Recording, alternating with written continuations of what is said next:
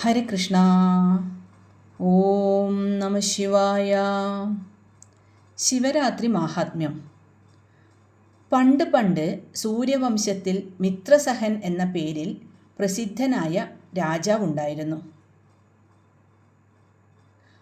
അദ്ദേഹം ധീരനും ബുദ്ധിമാനും സൗമ്യനും സുന്ദരനും തികഞ്ഞ ദാനശീലനും കൂടിയായിരുന്നു അദ്ദേഹം. ഇക്ഷ്വാകു വംശജയായ ദമയന്തിയായിരുന്നു മിത്രസഹൻ്റെ ഭാര്യ. സുന്ദരിയും സുലക്ഷണിയുമായ പ്രിയപത്നിയോടൊപ്പം സസുഖം രാജ്യഭരണം നടത്തിവന്ന മിത്രസഹൻ ഒരു ദിവസം നായാട്ടിനായി പരിവാരങ്ങളോടൊപ്പം കാട്ടിലേക്ക് പുറപ്പെട്ടു.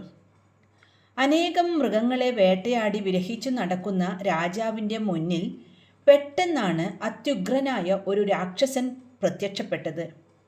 തൻ്റെ നേരെ അലറിയടുത്ത ഉഗ്രനായ രാക്ഷസനെ വീരശൂര പരാക്രമിയായ മിത്രസഹൻ ഞൊടിയിട കൊണ്ടുതന്നെ വധിക്കുകയുണ്ടായി. ഈ രംഗം കണ്ടുകൊണ്ട് അവിടെ വരാനിടയായ രാക്ഷസന്റെ അനുജൻ വർദ്ധിച്ച ഭയത്താൽ ഒരു ഗുഹയ്ക്കുള്ളിൽ അഭയം പ്രാപിച്ചു. തൻ്റെ ജ്യേഷ്ഠനെ നിഷ്ഠുരമായി വധിച്ച രാജാവിനെ എങ്ങനെയും വകവരുത്തണമെന്ന് ആ രാക്ഷസൻ ചിന്തിച്ചു. ഇന്ദ്രനെപ്പോലും ജയിക്കാൻ തക്ക പരാക്രമശാലിയായ തൻ്റെ ജ്യേഷ്ഠനെ ഞൊടിയിട കൊണ്ട് വധിച്ച മിത്രസഹൻ്റെ ശക്തി അറിയാവുന്ന അവൻ രാജാവുമായി നേരിട്ടൊരു യുദ്ധത്തിന് മുതിരുകയുണ്ടായില്ല. അപ്രകാരം ചെയ്യുന്നത് തൻ്റെ നാശത്തിനെ കലാശിക്കൂ എന്നറിയാമായിരുന്ന ആ രാക്ഷസൻ തൻ്റെ മായാപ്രയോഗം കൊണ്ട് മിത്രസഹനെ ചതിച്ചു കൊല്ലാൻ പദ്ധതിയിട്ടു. തൻ്റെ മായ കൊണ്ട് ഒരു മനുഷ്യരൂപം ധരിച്ച രാക്ഷസൻ മിത്രസഹ രാജാവിൻ്റെ മുന്നിൽ വന്നു നിന്ന് അദ്ദേഹത്തിൻ്റെ പാദങ്ങളിൽ വീണു വണങ്ങിക്കൊണ്ട് ഇപ്രകാരം പറഞ്ഞു: അല്ലയോ രാജൻ, അങ്ങെന്നെ രക്ഷിക്കണം. ഒരു ക്ഷത്രിയ കുലജാതനായ ഞാനിതാ അങ്ങയുടെ പാദങ്ങളെ ശരണം പ്രാപിക്കുന്നു. ഒരു നേരത്തെ ആഹാരത്തിന് പോലും വകയില്ലാതെ വിഷമിച്ചു കഴിയുന്ന എനിക്ക് പാചകവൃത്തി നന്നായി അറിയാം.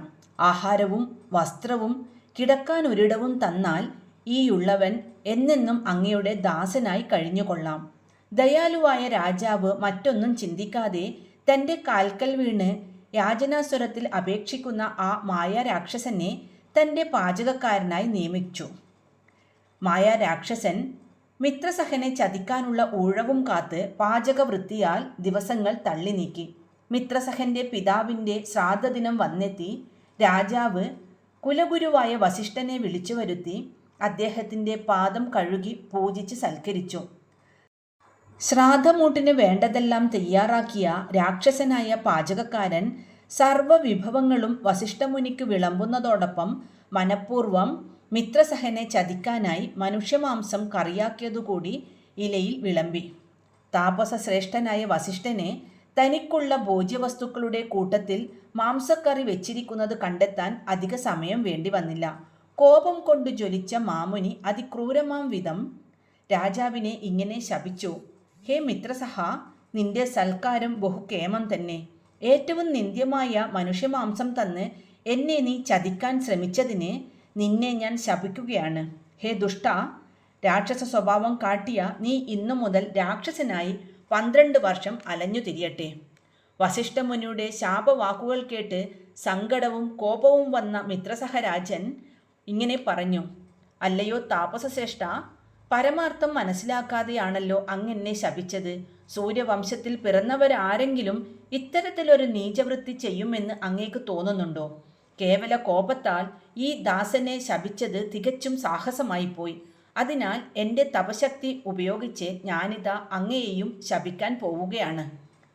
മാമുനിയെ ശപിക്കാനായി ജലവും കയ്യിലെടുത്ത് കോപാകുലനായി നിൽക്കുന്ന മിത്രസഹനെ ദമയന്തി സാന്ത്വന വാക്കുകൾ പറഞ്ഞ് അതിൽ നിന്നും വിലക്കി. തൻ്റെ കോപം കെട്ടടങ്ങിയ മിത്രസഹൻ്റെ കയ്യിലിരുന്ന ശാപജലം തൻ്റെ പാദത്തിൽ തന്നെ ഒഴിച്ചു. ഉടനെ അദ്ദേഹത്തിൻ്റെ പാദം കറുത്ത നിറമായി തീർന്നു. അന്നു മുതൽ മിത്രസഹനെ കൽമഷപാദനെന്ന പേരുണ്ടായി. മുനിയുടെ ശാപവാക്കുകൾ ഫലിച്ചു. രാക്ഷസനായി തീർന്ന മിത്രസഹൻ അപ്പോൾ തന്നെ തൻ്റെ പാചകക്കാരനായ മായാരാക്ഷസനെ പിടിച്ച് തിന്ന ശേഷം കാട്ടിലേക്ക് ഓടിപ്പോയി. ഉഗ്രമായി അട്ടഹസിച്ച് കാനനം മുഴുവൻ വിറപ്പിച്ച് നാനാദിക്കിലും പാഞ്ഞു നടന്ന കൽമഷപാതൻ കണ്ണിൽ കണ്ട മനുഷ്യരെയെല്ലാം ഭക്ഷിക്കുകയും അവരുടെ രക്തം പാനം ചെയ്യുകയും ചെയ്തു. ഒരു ദിവസം ഒരു താപസകുമാരനായ ബ്രാഹ്മണനെ കൊന്നുതിന്ന കൽമഷപാതനെ അദ്ദേഹത്തിൻ്റെ ഭാര്യ, ഏതെങ്കിലും ഒരു സ്ത്രീയെ നീ തൊടുന്ന നാൾ നീ നശിച്ചു പോകും എന്ന് ശപിച്ചു. എന്നിട്ട് ഒരു നിമിഷം പോലും കാത്തുനിൽക്കാതെ താൻ ഒരുക്കിയ ചിതയിൽ സ്വപതിയോടൊപ്പം ആ സ്ത്രീരത്നവും വീരസ്വർഗം പ്രാപിച്ചു. 12 വർഷക്കാലം രാക്ഷസരൂപം പൂണ്ട് ക്രൂരകൃത്യങ്ങൾ ചെയ്ത കൽമഷപാതൻ ശാപവേള അവസാനിച്ചതിനാൽ തൻ്റെ പൂർവ്വരൂപത്തിൽ കൊട്ടാരത്തിലെത്തി. ശാപമോക്ഷം ലഭിച്ച് കൊട്ടാരത്തിൽ തിരികെ എത്തിയ മിത്രസഹനെ ഏവരും ആദരപൂർവ്വം സ്വീകരിച്ചു. സന്തോഷാധിക്യത്താൽ സ്വപത്നിയായ ദമയന്തിയെ പുണരുവാൻ മുതിർന്ന രാജാവിന് പെട്ടെന്നാണ് താപസപത്നിയുടെ ശാപവാക്കുകൾ ഓർമ്മയിലെത്തിയത്. രാക്ഷസ ജീവിതത്തിനിടയിൽ തനിക്കേറ്റ ശാപത്തെക്കുറിച്ച് മിത്രസഹൻ ദമയന്തിയെ അറിയിച്ചു. അതീവ ദുഃഖിതനായ മിത്രസഹ രാജാവ് തൻ്റെ രാജ്യവും കൊട്ടാരവും ഉപേക്ഷിച്ച് ശുദ്ധഹൃദയനായി താപസവൃത്തി സ്വീകരിച്ച് വനത്തിൽ താമസമാക്കി. സന്തതി പരമ്പരകളില്ലാതെ സൂര്യവംശം നശിച്ചു പോകാതിരിക്കാൻ കുലഗുരുവായ വസിഷ്ഠൻ ശ്രൗതധർമ്മ വിധിപ്രകാരം ദമയന്തിയിൽ പുത്രോത്പാദനം നടത്തി. ചിട്ടയായ തപോനിഷ്ഠയോടെ വനത്തിൽ താമസിച്ചു വരവേ രാജാവ് ഒരു ദിവസം അതിഭയങ്കരിയായ ഒരു പിശാചികയുടെ മുന്നിലകപ്പെട്ടു. താപസകുമാരനെ വധിച്ചതിൽ നിന്നുണ്ടായ ബ്രഹ്മഹത്യ പിശാചികയായിരുന്നു അത്. തന്നെ വിഴുങ്ങാനടുക്കുന്ന പിശാചികയെ കണ്ട് ഭയന്നോടിയ രാജാവ് പല പുണ്യതീർത്ഥങ്ങളിലും സ്നാനം ചെയ്ത് പല ക്ഷേത്രങ്ങളിലും ദർശനം നടത്തി ഒടുവിൽ വിദർഭ രാജധാനിയിൽ എത്തിച്ചേർന്നു. അങ്ങനെ വിദർഭയിലെത്തിയ രാജാവ് അപ്രതീക്ഷിതമായി ഗൗതമമുനിയെ കാണാനിടയായി. തൊഴുകൈയോടെ തന്നെ വണങ്ങി നിൽക്കുന്ന രാജാവിനോടായി മുനി, അങ്ങയുടെ മുഖത്തുള്ള വിഷാദത്തിന് കാരണമെന്താണെന്ന് ചോദിച്ചു. മുനിയെ വണങ്ങി നിന്നു കൊണ്ടുതന്നെ രാജാവ് പറഞ്ഞു, മുനിശ്രേഷ്ഠ, എൻ്റെ കർമ്മഫലം കൊണ്ട് വന്നു ചേർന്ന ബ്രഹ്മഹത്യ പിശാചിക എന്നെ സദാസമയവും വേട്ടയാടുന്നു. കഠിന തപസ് അനുഷ്ഠിച്ചിട്ടും പല പല യാഗങ്ങൾ നടത്തിയിട്ടും ഈ ഭൂമണ്ഡലത്തിലെ പുണ്യതീർത്ഥങ്ങളിലെല്ലാം മുങ്ങിക്കുളിച്ച് ക്ഷേത്രദർശനം നടത്തിയിട്ടും മറ്റാരുടെയും ദൃഷ്ടിയിൽപ്പെടാത്ത ആ ദുഷ്ടപിശാചിക എന്നെ വിട്ടുപോകുന്നില്ല. ദൈവകാരുണ്യത്താലാണ് എനിക്ക് അങ്ങയെ കാണാൻ ഭാഗ്യമുണ്ടായത്. എന്നെ അത്യധികം സങ്കടത്തിലാഴ്ത്തുന്ന ഈ പിശാചിക ഭയം നീക്കി എന്നെ അങ്ങ് രക്ഷിക്കണം. സന്യാസ വേഷം പൂണ്ട രാജാവിൻ്റെ ദയനീയമായ അപേക്ഷ കേട്ട് ഗൗതമമുനി ഇപ്രകാരം പറഞ്ഞു. രാജാവേ, അങ്ങയുടെ ദുഃഖമകലാൻ ഒരു മാർഗമേയുള്ളൂ. സാക്ഷാൽ ശ്രീ പരമേശ്വരനെ പ്രാർത്ഥിക്കുക. ഈ പൃഥ്വിയിൽ ഏറ്റവും ശ്രേഷ്ഠമായ ക്ഷേത്രമാണ് ഗോകർണം. ഭക്തരിൽ കാരുണ്യം ചൊരിയുന്നവനും ഭക്തിയും മുക്തിയും നൽകുന്നവനുമായ ഭഗവാൻ പരമേശ്വരൻ ഗോകർണത്ത് വസിക്കുന്നു. അവിടെ ചെന്ന് ഒരു ദിവസം ഭജിച്ചാൽ മറ്റു സ്ഥലങ്ങളിൽ 1000 ദിവസങ്ങൾ ഭജിച്ചാലുള്ള ഫലം കിട്ടുന്നു. സംസാര സാഗരത്തിൽ എപ്പോഴും മുങ്ങിയും പൊങ്ങിയും വലയുന്നവർക്ക് ത്രിപുരാന്തകനായ ശ്രീ മഹാദേവൻ ബന്ധുവാണ്. ഗോകർണേശ്വരനായ ആ മഹാദേവനെ ദർശനം നടത്തുന്നതോടുകൂടി സർവപാപങ്ങളും നശിക്കുന്നു. മഹാവിഷ്ണു, ബ്രഹ്മാവ്, വിശ്വദേവന്മാർ, ജിഷ്ണു മുതലായ ദേവന്മാർ സകലരും, അഷ്ടവസുക്കൾ, ചന്ദ്രൻ, ആദിത്യൻ, അശ്വിനി ദേവന്മാർ തുടങ്ങിയവർ ദൃഢമായ ഭക്തിയോടെ കിഴക്കേ ഗോപുരത്തിൽ സ്ഥിതി ചെയ്യുന്നുണ്ട്. ചിത്രഗുപ്തനും യമനും പിതൃക്കളും ചിത്രഭാനുവും അതുപോലെ ഏകാദശ രുദ്രന്മാരും തെക്കേ ഗോപുരത്തിൽ വസിക്കുന്നു. ശ്രീ മഹാദേവനെ ഭജിക്കുവാൻ ഗംഗ, യമുന, മറ്റു നദികൾ, വരുണൻ ഇവർ പടിഞ്ഞാറേ ഗോപുരത്തിലും, വായുദേവൻ, കുബേരൻ, ദേവർഷികൾ, സപ്തമാതാക്കൾ, ഭൂതഗണങ്ങൾ ഇവർ വടക്കേ ഗോപുരത്തിലും സ്ഥിതി ചെയ്യുന്നു. ഊർവശി, മേനക, രംഭ, തിലോത്തമ മുതലായ സ്വർഗത്തിലെ അങ്കനാരത്നങ്ങളും കശ്യപൻ മുതലായ ശ്രേഷ്ഠ താപസന്മാരും മഹേശ്വര പ്രസാദം ആഗ്രഹിച്ചു വർത്തിക്കുന്നുണ്ട്. സകല ദേവന്മാരും സദാസമയവും സർവജ്ഞനായ മഹാദേവന്റെ ക്ഷേത്രത്തിൽ സന്നിധാനം ചെയ്യുന്നു. ആ ഗോകർണ ക്ഷേത്രത്തിലാണ് പണ്ട് അനേകകാലം ദേവേന്ദ്രൻ, ഗരുഡൻ, അഗസ്ത്യൻ, അഗ്നിദേവൻ, കാമദേവൻ, ശിംശുമാരൻ, അനന്തൻ, ചണ്ഡികാദേവി, രാവണൻ, കുംഭകർണൻ, വിഭീഷണൻ, ത്രിപുരന്മാർ, ശൂരവർമാവ്, താരകൻ, മായാവി, ദുന്ദുബി, ഹിരണ്യൻ മുതലായവർ അത്യുഗ്രമായ തപസ് അനുഷ്ഠിച്ചത്. മറ്റു പല ദിവ്യന്മാരും ഭക്തിപൂർവം തപസ്സു ചെയ്ത് അവിടെ ലിംഗപ്രതിഷ്ഠ നടത്തിയിട്ടുണ്ട്. മഹാബലദേവൻ്റെ ചുറ്റുമായി പലതരം ചെറു ദേവാലയങ്ങളുമുണ്ട്. അതിൽ ഏറ്റവും മംഗളകരമായിട്ടുള്ളത് വിഷ്ണു ക്ഷേത്രമാണ്. സുബ്രഹ്മണ്യ ക്ഷേത്രം, വിഷ്ണു വംശജനായ കൃഷ്ണൻ്റെ ക്ഷേത്രം, ഗണപതി ക്ഷേത്രം, ക്ഷേത്രപാലസ്ഥാനം, മഹാലക്ഷ്മി ക്ഷേത്രം, ശ്രീ പാർവതി ക്ഷേത്രം, ബ്രഹ്മാവിൻ്റെ ക്ഷേത്രം, ദേവേന്ദ്രസ്ഥാനം, സപ്തമാതാക്കൾക്കുള്ള സ്ഥാനം, പിതൃക്കൾക്കുള്ള സ്ഥാനം, യമധർമ്മൻ്റെ ആസ്ഥാനം, ശാസ്താവിൻ്റെ ആസ്ഥാനം, നന്ദിയുടെ സ്ഥാനം ഇവയെല്ലാം തന്നെ മംഗളദായക സ്ഥാനങ്ങളായി. ഭൃങ്കി, സിംഹോദരൻ, കുംഭൻ, കുംഭോദരൻ, ഭൃങ്കിരിടി, നികുംബൻ മുതലായ ഗണങ്ങൾക്കും സ്ഥാനങ്ങളുണ്ട്. അത്യുന്നതമായ വൃഷഭവാഹനവും ശിഖണ്ഡിയും മഹാദേവന്റെ അരികിലുണ്ട്. കൂടാതെ അനവധി ശിവലിംഗങ്ങൾ പലയിടത്തുമായി കാണാം. ആകപ്പാടെ ഗോകർണം ഒരു മഹാത്ഭുതമാണ്. ശിവലിംഗങ്ങളും കല്ലുകളും തീർത്ഥസ്ഥാനങ്ങളുമല്ലാതെ അവിടെ മറ്റൊന്നും കാണാനാവില്ല. കൃതയുഗത്തിൽ വെളുത്ത നിറത്തിലും, ത്രേതായുഗത്തിൽ തൊണ്ടിപ്പഴം പോലെ ചുവന്ന നിറത്തിലും, ദ്വാപരയുഗത്തിൽ മഞ്ഞ നിറത്തിലും, കലിയുഗത്തിൽ അഞ്ജനം പോലെ കറുത്ത നിറത്തിലും അത് കാണപ്പെടുന്നു. പടിഞ്ഞാറ് ഭാഗത്തുള്ള ഗോകർണം പാപനാശകവും ഏറ്റവും പവിത്രവും അതിമനോഹരവുമാണ്. അതിനാൽ ഹേ രാജേന്ദ്ര, അങ്ങ് ഗോകർണേശ്വരനെ ഭജിക്കുക. അദ്ദേഹം താങ്കൾക്ക് സർവൈശ്വര്യങ്ങളും പ്രദാനം ചെയ്യും. സൂര്യനും ചന്ദ്രനും ചേരുന്ന വെളുത്തപക്ഷ ചതുർദശി ദിവസം സമുദ്രത്തിൽ കുളിച്ച് തർപ്പണം ചെയ്യണം. പിന്നീട് മാരാരിയായ ശിവനെ ചെന്ന് വണങ്ങിയാൽ എത്ര വലിയ പാപമായാലും ഉടൻ വിട്ടൊഴിയും. സംക്രമ ദിവസം, വ്യതിപാതം, സൂര്യചന്ദ്രന്മാർ പ്രത്യേക രീതിയിൽ നിൽക്കുന്ന ദിവസം, പ്രദോഷം ഇവ മഹാദേവ പ്രസാദത്തിന് ഏറ്റവും ഉത്തമമായ ദിവസങ്ങളാണ്. മാഘമാസത്തിലെ കറുത്തപക്ഷ ചതുർദശി ദേവേശനായ മഹാദേവാർച്ചനത്തിന് ഏറ്റവും ശ്രേഷ്ഠം തന്നെ. കൂവളത്തിലെയും ശിവരാത്രിയും ഗോകർണവും പരിശുദ്ധമായ ശിവലിംഗവും ഇവ നാലും ഒത്തുചേർന്ന് വരുക വളരെ വിരളമാണ്. അത് ദുരിതങ്ങളെ നീക്കുന്നതും മംഗളം നൽകുന്നതുമാണ്.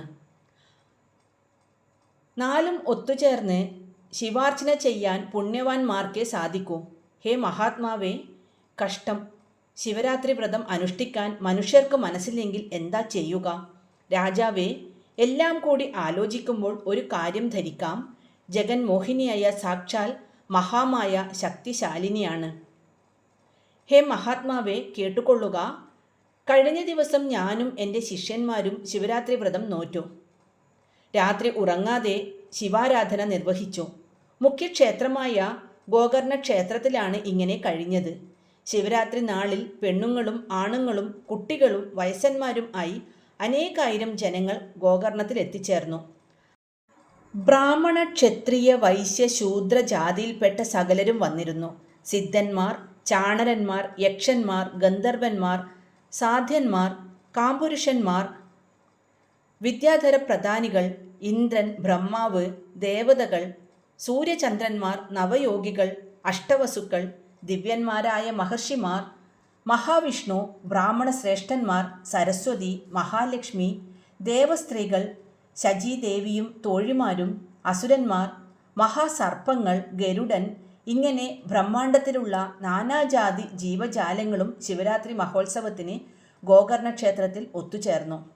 ശിവാർച്ചന, ധ്യാനം, ജപം, തർപ്പണം, പ്രദക്ഷിണം, ശിവകഥകൾ കേൾക്കൽ, വർണ്ണിച്ചു പറയൽ, നമസ്കാരം, ശിവനാമ കീർത്തനം, സന്ധ്യാകീർത്തനം, ദാനം, വ്രതം, ഹോമം എന്നിങ്ങനെ ഓരോരുത്തരും അവർക്കിഷ്ടപ്പെട്ട രീതിയിൽ ശിവാർച്ചന ചെയ്യാൻ തുടങ്ങി. അങ്ങനെ രാത്രി ഉറങ്ങാതെ നേരം വെളുത്തപ്പോൾ ക്ഷേത്രദർശനം നടത്തിയിട്ട് മഹാജനങ്ങൾ തിരിച്ചുപോയി. ഞാനും ശിഷ്യവൃന്ദവും സമുദ്രജലത്തിൽ കുളി കഴിഞ്ഞ് ശിവപൂജ അനുഷ്ഠിച്ച ശേഷം രാവിലെ മടങ്ങാൻ ഭാവിക്കുമ്പോൾ കൗതുകകരമായ ഒരു കാഴ്ച കണ്ടു. സമയം ഏതാണ്ട് ഉച്ചയോടടുത്തിരുന്നു. വെയിൽ മൂത്തപ്പോൾ ദാഹവും വിശപ്പും കലശലായി. ഞങ്ങൾ ഒരു തടാക സമീപത്തേക്ക് ചെന്ന് കൈകാലും കണ്ണും മുഖവും കഴുകി വെള്ളവും കുടിച്ച് ആൽത്തറയിൽ കയറി ഇരിക്കുമ്പോൾ മുൻവശത്തായി ഒരു കിഴവിയായ ചണ്ഡാലികയെ കണ്ടു. അവർ വളരെയധികം വിഷമിച്ച് പൊടിമണ്ണിൽ കിടന്നുരുളുന്നുണ്ടായിരുന്നു. കുഷ്ഠരോഗവും ക്ഷയരോഗവും കൃമിശല്യവും അവരെ ബാധിച്ചിരുന്നു. ചുണ്ടും കൈയും മറ്റും മുറിഞ്ഞു വീഴുന്നുണ്ടായിരുന്നു. ശരീരത്തിൽ മൂത്രവും മലവും ചോരയും പുരണ്ടിട്ടുണ്ട്. വളരെ വിഷമിച്ചാണ് അവർ ശ്വാസം വിട്ടിരുന്നത്. ഛർദിയും വിറയലും കടുത്ത ശ്വാസമുട്ടലും മൂലം അവർ നിലത്ത് കൈകാലിട്ടടിച്ച് ഉരുളുന്നുണ്ടായിരുന്നു. വേദന സഹിക്കാതെ കൈകാലുകൾ എടുത്തടിച്ച് നാലുപാടും നോക്കി വാവിട്ടു കരയുന്നുണ്ടായിരുന്നു. ആ ചണ്ടാലിക ചാകാറായെന്നു കരുതി ഞങ്ങൾ പ്രാണൻ പോകുന്നതും നോക്കി അല്പനേരം അവിടെ ഇരുന്നു. അപ്പോൾ അതാ ഒരു സ്വർണ്ണ വിമാനം ആകാശം മുഴുവൻ വൻ പ്രഭ പൂർണ്ണമാക്കിക്കൊണ്ട് താഴ്ന്നിറങ്ങി. ആ വിമാനത്തിൽ സുന്ദരന്മാരായ 4 ശിവകിങ്കരന്മാരെ ഞങ്ങൾ കണ്ടു. ശൂലം, പരശു, ഭസ്മം, ജട, അമ്പിളിക്കല, പുലിത്തോൽ, പാമ്പരഞ്ഞാൺ, ശിവമുദ്ര, രുദ്രാക്ഷം എല്ലാം ധരിച്ചിട്ടുണ്ട് ആ ശിവകിങ്കരന്മാർ. ഞാൻ അവരെ തൊഴുതുകൊണ്ട് ഇങ്ങനെ ചോദിച്ചു, അല്ലയോ ശിവകിങ്കരന്മാരെ, നിങ്ങൾക്ക് നമസ്കാരം.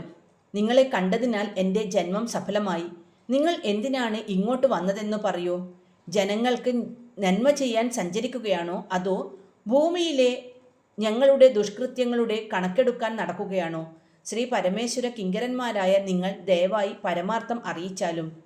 അത് കേട്ട് ആ കിങ്കരന്മാർ ഇപ്രകാരം പറഞ്ഞു, അല്ലയോ ഗൗതമമുനെ, ഞങ്ങൾ വന്നിരിക്കുന്നത് ഭയങ്കരമായ രോഗം ബാധിച്ച് മരിക്കാൻ കിടക്കുന്ന ഈ ചണ്ടാലികയെ കൂട്ടിക്കൊണ്ടു പോകാനാണ്. കിങ്കരന്മാരുടെ വാക്കുകൾ കേട്ട് ഞാൻ കൗതുകത്തോടെ ചോദിച്ചു, ശിവശിവ, ഭഗവാന്റെ കൽപ്പന എത്ര വിചിത്രം! എല്ലാവിധ പാപങ്ങൾക്കും പാത്രമായ ഇവളെ സ്വർഗത്തിലേക്ക് കൂട്ടിക്കൊണ്ടു ചെല്ലാൻ മഹേശ്വരൻ കൽപ്പിച്ചുവെന്നോ? ഇവൾ ഒരു ദാനവും ചെയ്തിട്ടില്ല, ഒരിക്കൽ പോലും ശങ്കരധ്യാനം നടത്തിയിട്ടില്ല, ജ്ഞാനമോ സത്യമോ വൃത്തിയോ ഇവൾക്കില്ല, വേദമോ ഭക്തിയോ ഭാവശുദ്ധിയോ സ്നാനമോ ശുദ്ധിയോ കർമ്മമോ ഇല്ല, തർപ്പണമില്ല, തീർത്ഥസേവയില്ല, ക്ഷേത്രദേവതാ നമസ്കാരവുമില്ല, ഈശ്വരനാമം പോലും ഇവൾ കേട്ടിട്ടേയില്ല. ഇവൾ തിങ്കളാഴ്ച നൊയുമ്പോൾ ശിവരാത്രി വ്രതമോ നോറ്റിട്ടില്ല. പിന്നെ ഇവൾ സ്വർഗത്തിൽ പോകാൻ എന്തു ഭാഗ്യമാണ് ചെയ്തിട്ടുള്ളത്? മഹേശ്വരൻ ഇവളിൽ പ്രസാദിക്കാൻ എന്താണ് കാരണം?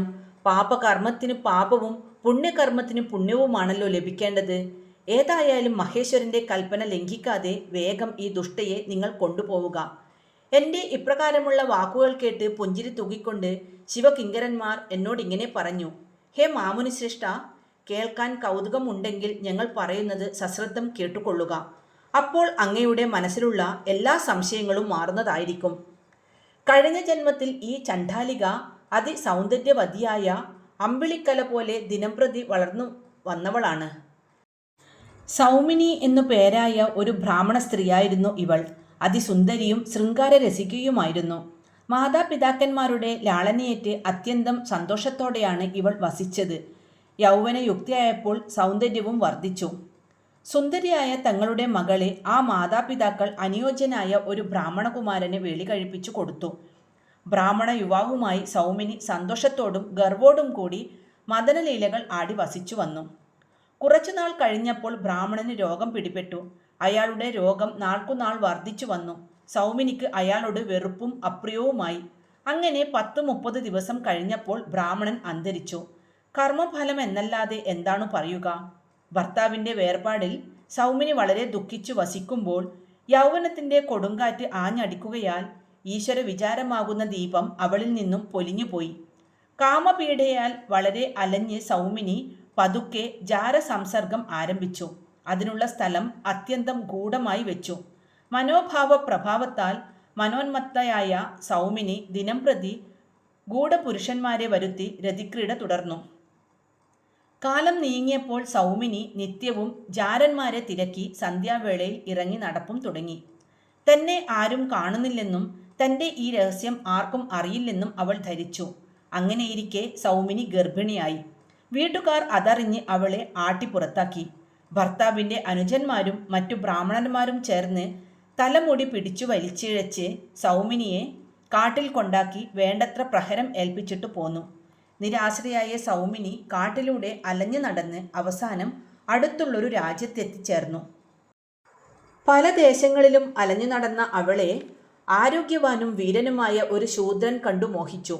ആശാപാശത്താൽ അന്ധനായ അയാൾ സമ്പന്നനും അതിശക്തനുമായിരുന്നു. ശൂദ്രൻ സൗമിനിയെയും കൂട്ടിക്കൊണ്ട് തൻ്റെ വീട്ടിലേക്ക് പോയി. സ്വന്തം ഭാര്യയാക്കി സന്തോഷത്തോടെ ലാളന പ്രീണനങ്ങൾ കൊണ്ട് സന്തുഷ്ടയാക്കി ക്രീഡിച്ചു വസിച്ചു. സൗമിനിക്ക് ശൂദ്രൻ പലതരം ആഭരണങ്ങൾ ഇഷ്ടാനുസരണം പണിയിച്ചു കൊടുത്തു. അയാൾ അവളിൽ നിന്നും ഒരിക്കലും അകന്നിരിക്കാതെ കാമക്രീഡകളിൽ മുഴുകി വാണു.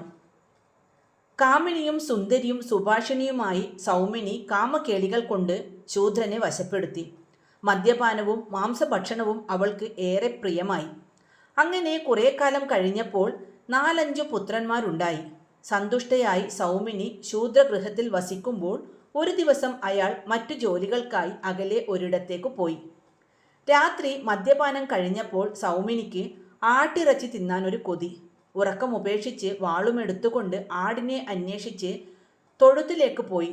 തൊഴുത്തിലെത്തിയ അവൾ ആടാണെന്ന് വിചാരിച്ച് ഒരു പശുക്കുട്ടിയെ കൊന്നു. കൊന്ന പശുവിനെയും കൊണ്ട് വീട്ടിലെത്തി.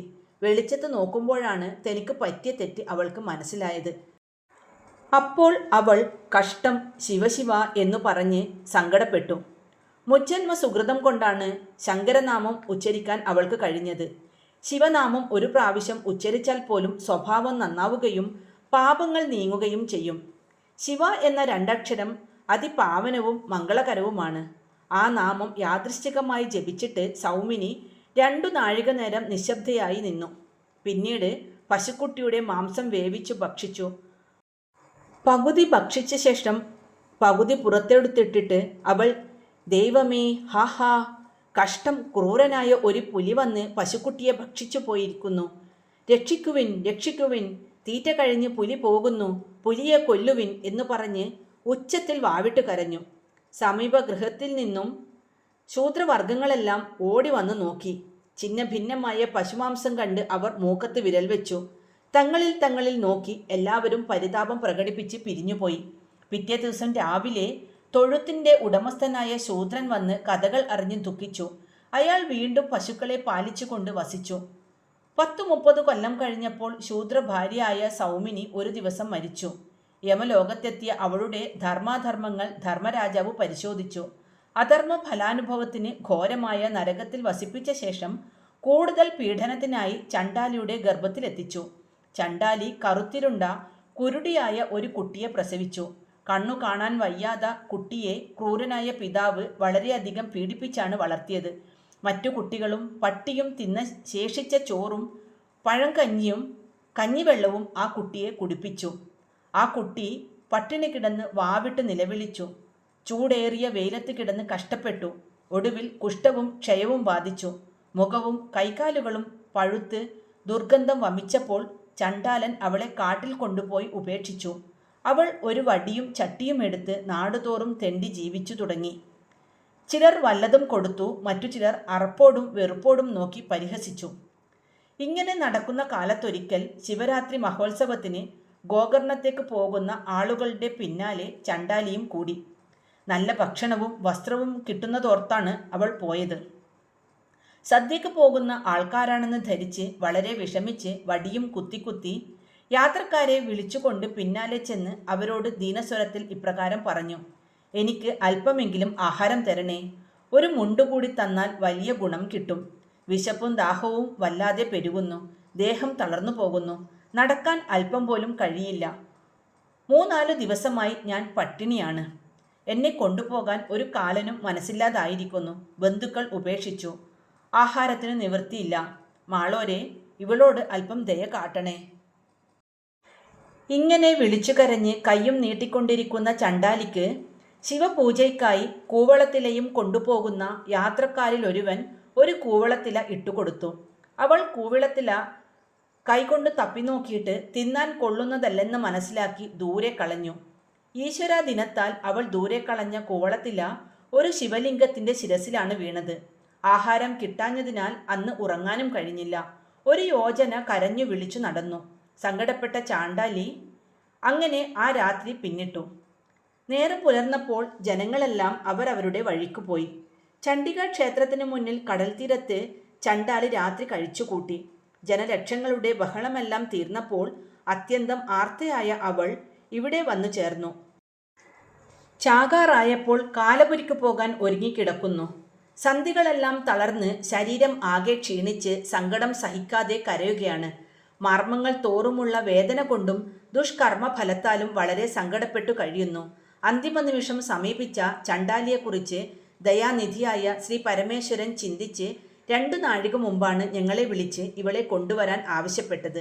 അല്ലയോ ഗൗതമമുനെ, ഇതാണ് പരമാർത്ഥം. കഴിഞ്ഞ ജന്മം ദാനം ചെയ്യുകയോ മറ്റെന്തെങ്കിലും സൽക്കർമ്മങ്ങൾ ചെയ്യുകയോ ചെയ്യാത്തതിനാൽ ഇവൾ ദരിദ്രയായി തീർന്നു.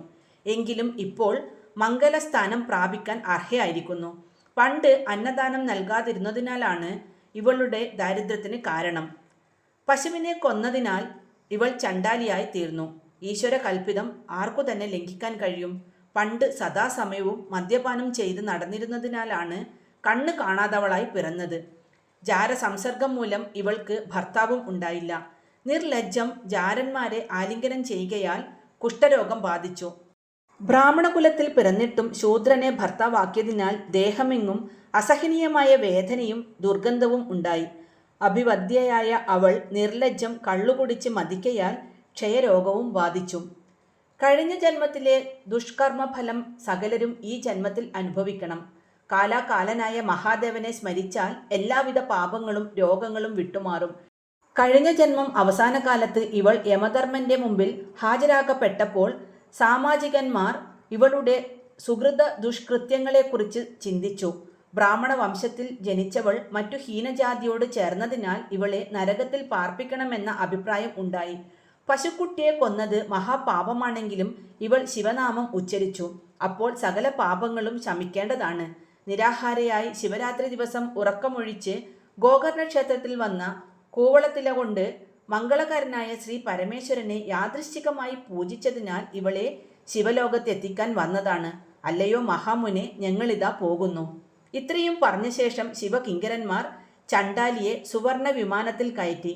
അപ്പോൾ അവൾ ദിവ്യ സ്ത്രീയായി പ്രശോഭിച്ചു. ശിവദൂതന്മാരും ആ നാരിയും വിമാനവും ശിവലോകത്തേക്ക് യാത്രയായി. അതെല്ലാം കണ്ട് അത്യാശ്ചര്യപ്പെട്ടു മടങ്ങി വരുമ്പോൾ താങ്കളെയും കണ്ടുമുട്ടി. ശിവനാമം ഉരുവിട്ടുകൊണ്ട് കൂവളത്തില കൊണ്ട് ആരാധിച്ചാൽ തീർച്ചയായും ശിവലോകത്ത് പ്രവേശനം ലഭിക്കും.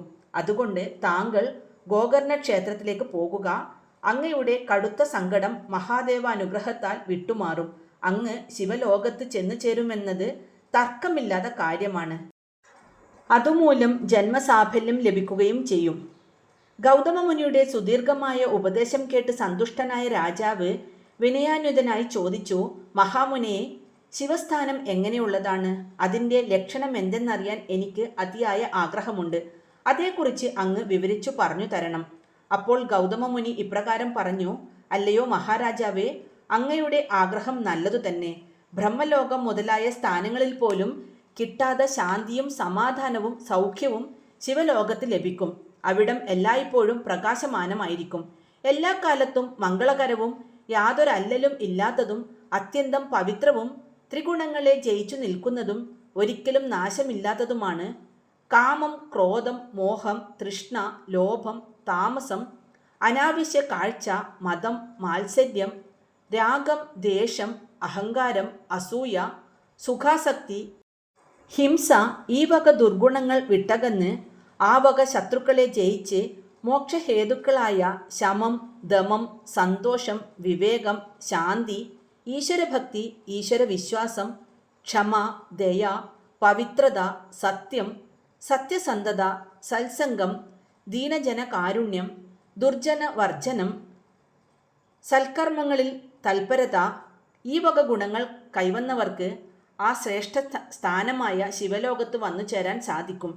ഇന്ദ്രിയങ്ങളെല്ലാം ജയിച്ചടക്കി തന്നിൽ തൃപ്തനായി ഇന്ദ്രലോകം പോലും വേണ്ടെന്ന് നനച്ച് ശരീരം, മനസ്സ് ഇവയിലുള്ള അബദ്ധധാരണ നീക്കി ഈ ലോകസുഖങ്ങളിൽ വൈരാഗ്യം വന്ന് ബുദ്ധി വിളങ്ങുന്ന വെള്ളി രൂപം പോലെ ഈ പ്രപഞ്ചം സത്യമല്ലെന്നും നിത്യമായത് പരമാത്മാവാണെന്നും ഹൃദയത്തിൽ ദൃഢമായി ഉറപ്പിച്ച് ചാഞ്ചല്യമേലും ഏതുമില്ലാതെ തപസ്സനുഷ്ഠിക്കുന്ന മഹാത്മാക്കൾ ധ്യാനിക്കുന്ന ഏതൊരവസരത്തിലും മനസ്സിൽ തെളിയുന്നത് ശ്രീ ശങ്കരൻ്റെ ശ്രേഷ്ഠമായ ലോകമാണ്. യാതൊരു ദുഃഖത്തിനുമിടയില്ലാത്ത ലോകമാണ് വാമദേവൻ്റെ ലോകം. ഗണപതി, വീരഭദ്രൻ, സുബ്രഹ്മണ്യൻ, ലോകപാലകൻ, നന്ദികേശ്വരൻ, ശൃംഗി, ഭൃംഗിരിടി, വാസുകി, തക്ഷകൻ, ഋഷഭൻ, ശാസ്താവ്, പാർവതീദേവി, ഗംഗ, ചന്ദ്രൻ, മാൻകിടാവ്, ശൂലം, കഠോരം, തുമ്പമാല, പലതരം മാലകൾ, പുലിത്തോൽ, ഭസ്മം, എല്ലുമാല, കൂവളത്തിലമാല, രുദ്രാക്ഷം, തങ്കം, ഉടുക്ക്, കോടീരം, തോട്ടി, പാശം, സർപ്പമാല ഇവയെല്ലാം ഏതൊരു ദിക്കിലാണോ സദാകാലവും കാണുന്നത് അതാണ് മനോമോഹനമായ ആനത്തോൽ ഉടയാടയാക്കിയ വാമദേവന്റെ സ്ഥാനം. സൂര്യവംശജാതനായ അല്ലയോ രാജാവേ, അങ്ങ് സന്തോഷത്തോടെ ഇന്നു തന്നെ ഗോകർണ ക്ഷേത്രത്തിൽ എത്തിച്ചേരുക. കൂവളത്തില കൊണ്ട് ജഗദീശ്വരനായ ശ്രീ പരമേശ്വരനെ ആരാധിക്കുക. ശിവനാമങ്ങൾ കീർത്തിച്ചുകൊണ്ട് ഭക്ത്യാദരങ്ങളോടെ കഴിയുക. എന്നാൽ തീർച്ചയായും ബ്രഹ്മത്തിൽ ലയിച്ച് പരമാനന്ദം പ്രാപിക്കുക തന്നെ ചെയ്യും. ഇത്രയും പറഞ്ഞ് ഗൗതമ മഹർഷി യാത്രയായി. മിത്രസഹ രാജാവ് ഗോകർണത്തിൽ എത്തിച്ചേർന്നു. അദ്ദേഹത്തെ പിന്തുടർന്നിരുന്ന ബ്രഹ്മഹത്യ പിശാചികയും വിട്ടുമാറി. ദിവസവും സ്നാനം ചെയ്ത് ഭക്തിപൂർവം ശങ്കരാരാധന നടത്തി പ്രസാദം വാങ്ങി രാജാവ് പരബ്രഹ്മത്തിൽ ലയിച്ചു സന്തുഷ്ടനായി. ഈ കഥ പറയുകയോ പറയുന്നത് കേൾക്കുകയോ ചെയ്താലും ശിവസ്തുതി ചെയ്താലും സകല ദുഃഖങ്ങളും നീങ്ങി മോക്ഷം പ്രാപിക്കും. ശ്രീ നീലകണ്ഠന്റെ അനുഗ്രഹമുണ്ടാകും. തന്നിമിത്തം വേണ്ടത്ര സമ്പത്തു ലഭിക്കും. യാതൊരുവിധ ദുഃഖവും അലട്ടുകയില്ല. അതുകൊണ്ടാണ് മഹാത്മാക്കളായ മഹർഷിമാർ പറഞ്ഞത് ശിവരാത്രി മഹാവ്രതം ഏറ്റവും ശ്രേഷ്ഠമാണെന്ന്. ഊണും ഉറക്കവും ഉപേക്ഷിച്ച് വിദ്യാംവണ്ണം മഹാദേവനെ പ്രദക്ഷിണം ചെയ്ത് കീർത്തിക്കുകയും സ്തുതിക്കുകയും അർച്ചന, ജപം, തർപ്പണം, ഹോമം ഇവയൊക്കെ അനുഷ്ഠിക്കുകയും കഴിവുള്ളതുപോലെ ദാനം ചെയ്യുകയും വേണം. അങ്ങനെ ചെയ്താൽ കളങ്കരഹിതമായ ബ്രഹ്മപദം പ്രാപിച്ച് സർവവിധമായ ഐശ്വര്യം ഉണ്ടാകും. ഓം നമഃ ശിവായ. ഹരേ കൃഷ്ണ.